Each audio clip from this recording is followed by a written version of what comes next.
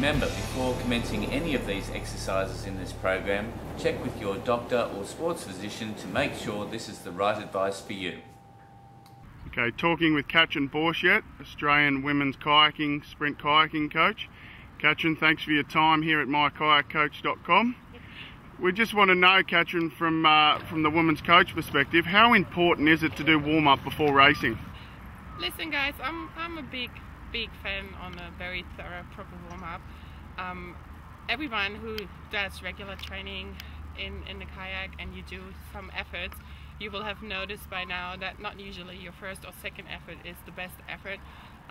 More or less number 3 and 4 and 5 will be the better ones. So that should tell you a story. So I'm a big believer that you have to do a thorough warm-up, include some stretching, but definitely go out on the water and spend at least 20-30 minutes, sometimes even 40 minutes on the warm-up. I can tell you that our women's K4 for the Olympic Games in China, we worked a warm-up program out and we sort of tried it as part of a training, and in the end we came up with the solution that their warm-up needs to be like 42 minutes and it had to include very specific efforts and very specific drills, and in the end we saw obviously a brilliant result with the girls K4 winning a bronze medal. So I'm a big believer in warm-up. It doesn't work without one.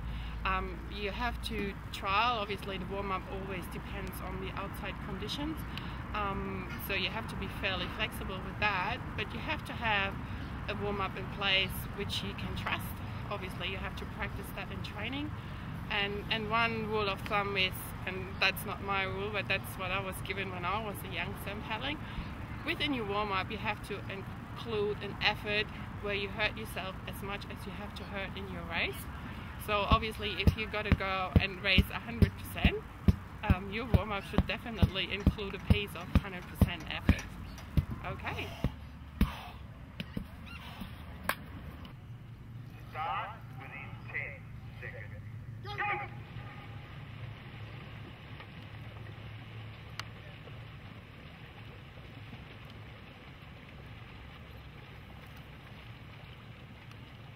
And you should never use any of the early rounds of racing as a warm-up, should you?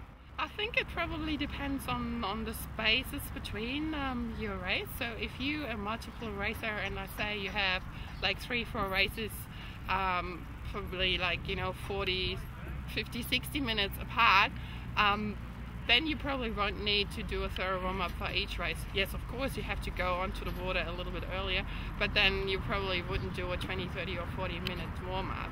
But if your races are probably 2 hours or more apart, yes, for each race it includes a new warm-up. So Steve, you threw your heat of your 200 metre race. We've seen you skipping up there just before and doing some good warm-up. How did the skipping warm-up relate to your K1 200 just then? I think it just got the blood pumping.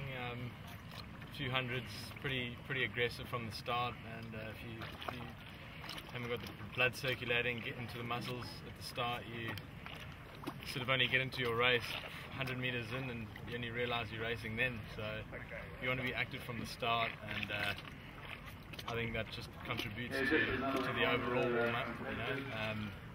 I think upper body warm-up and all that, you can do the arm stretches and the arm swings and explosive stuff in the water, but that dynamic stuff off the water definitely helps to get the blood pumping.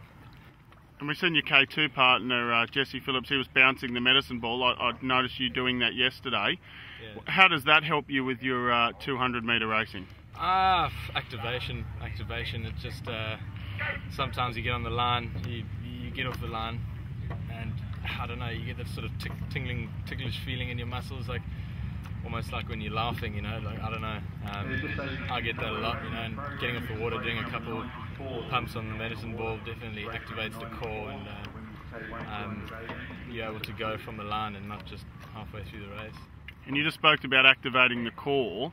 Yeah. Core exercises in kayaking, absolutely essential. Yeah, no, for sure. I think a lot of people they've got the basics, where to put the paddle, what angle to put it in. Some people it looks a bit ugly, others they get it right, but as long as your core is accelerating, The arms should follow and power to the water eventually. Right, well, good luck in the rest of the 200s. Wish you well over the season. Cool. Start within 10 seconds. Stop!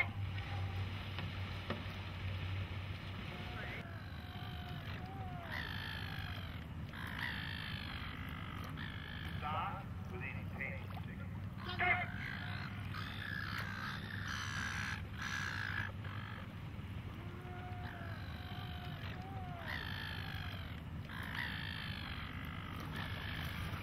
So remember to warm up slowly until you raise a light sweat, do safe stretching exercises and practice the skills you're about to use. And always seek the advice of a medical professional.